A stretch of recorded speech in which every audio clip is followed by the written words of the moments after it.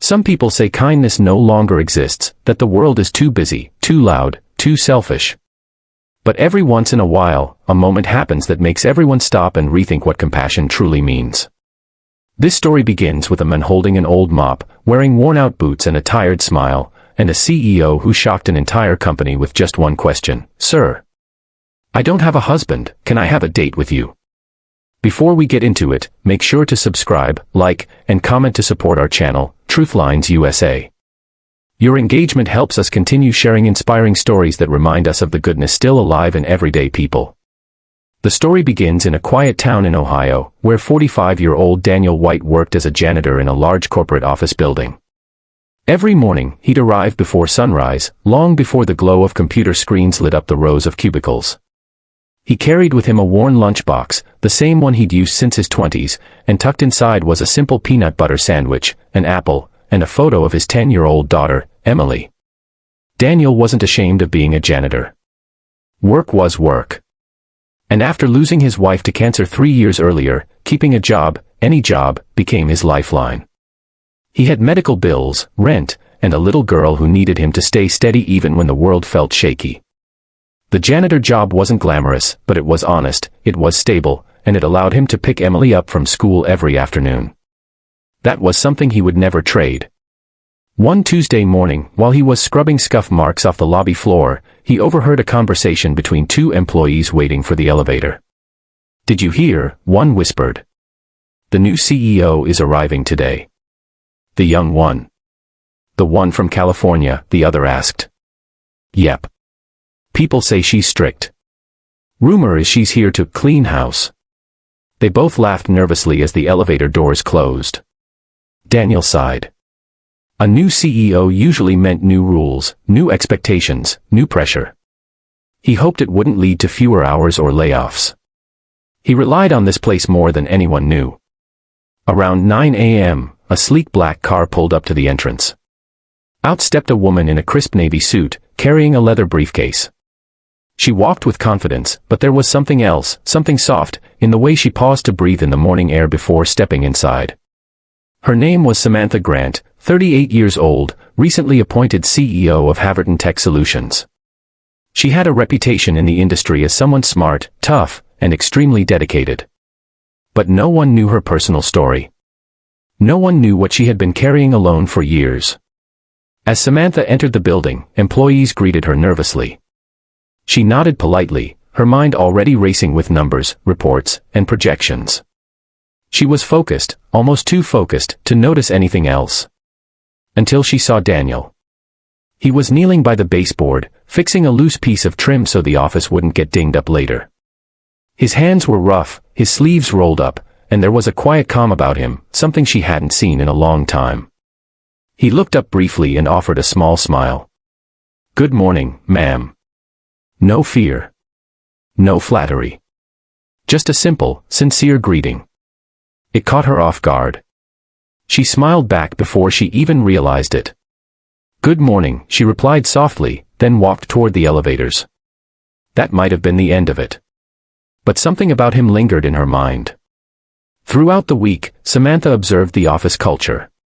She noticed how people rushed past each other, too busy to care. Everyone seemed exhausted, stressed, and disconnected.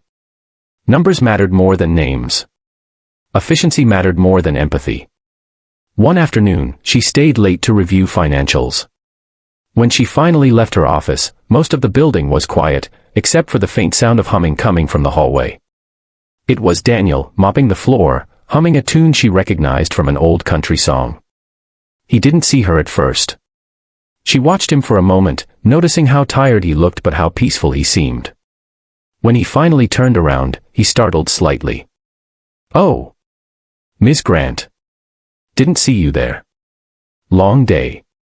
She exhaled. "The longest." "Well," he said kindly, leaning on the mop handle, "you survived it. Sometimes that's all we can do." His words hit her harder than she expected. She found herself asking a question she hadn't asked anyone in years. "Do you ever feel alone?" she said quietly. Daniel paused. His eyes softened. "Every day," he admitted. "But then I think of my daughter waiting for me at home. makes the loneliness smaller. Samantha swallowed a lump in her throat.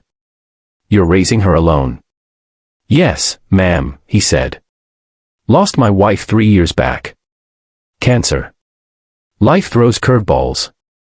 But Emily's my world. He said it simply. Not proudly. Not sadly. Just honestly. Samantha nodded, blinking back tears she hoped he didn't notice. She whispered, my mother passed when I was young, and I never started a family of my own. Too busy building my career, I guess. For a moment, the CEO and the janitor stood in a quiet hallway, two people from different worlds, connected by unspoken pain. After that night, Samantha found herself seeking little moments to talk with Daniel. Sometimes she'd join him for a minute while he took a break. Sometimes she'd ask about his daughter. Other times, he would simply offer a bit of wisdom wrapped in humor. Everyone's fighting something, he once said. Makes life easier when we're kind. One morning, Samantha arrived unusually early. She had a big presentation that day, and the pressure was eating at her. When she walked inside, she saw Daniel struggling to push a broken cleaning cart. He was frustrated but still trying to make the best of it. Let me help, she said suddenly. He laughed. Ms. Grant, I can't have the CEO pushing a janitor cart. I'm not the CEO right now, she smiled. I'm just a human trying to be helpful. Together, they maneuvered the cart into a corner. When they finished, they exchanged a long look, one that made her heart beat faster. That evening, during the staff meeting, Samantha made a surprising announcement. Starting this month, she said, we're launching a new initiative focused on empathy, work-life balance, and respect for every role in this building. No job is small. No person is insignificant. People glanced at one another, stunned. She continued, to build a company that thrives, we must first build kindness. After the meeting, employees whispered that they'd never seen a CEO talk like that. Some dismissed it as a nice speech. Others wondered what sparked the change. Daniel knew exactly what sparked it. But he kept quiet. 2 weeks later, Samantha walked into the lobby at the end of the day. Daniel was finishing up, wiping down the glass doors. Daniel, she said softly. He looked up. She seemed nervous. There's something I want to ask you, she continued. He nodded for her to go on. She exhaled shakily. I don't have a husband. I don't really have anyone, honestly.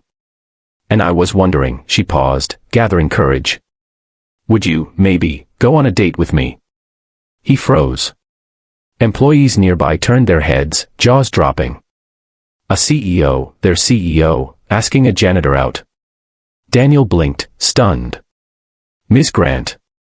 Samantha, you're a CEO. You're not just anything, she interrupted gently. You're kind. You're honest. You're the first person who's made me feel understood in years. He swallowed hard. Are you sure? People might talk. She shrugged with a shy smile. Let them. Daniel felt his eyes warm. In that case, yes. I'd love to. One employee gasped. Another whispered, no way. Someone else clapped. Before long, the whole lobby echoed with smiles and soft applause. Their first date was simple, burgers and milkshakes at a small diner. They talked for hours. They laughed like old friends. And when she told him she hadn't felt this happy in years, he believed her. Over the next months, something beautiful grew between them. Not a flashy romance or a fairy tale, but a gentle connection built on mutual respect, shared loneliness, and quiet acts of kindness. Samantha would surprise Emily with little gifts, a book she might like, a drawing set, a pack of her favorite fruit snacks. Daniel would cook dinner for Samantha after long days, making her feel cared for in a way she'd almost forgotten was possible. The employees, once shocked, eventually grew protective of their CEO and the janitor dad who had captured her heart. The company culture improved. Morale lifted. Kindness became contagious. One afternoon, as Samantha visited Daniel during his shift, he asked, "Do you ever regret asking me out in front of everyone like that?" She shook her head. "It's the best decision I've ever made." Then she added, "You taught me something,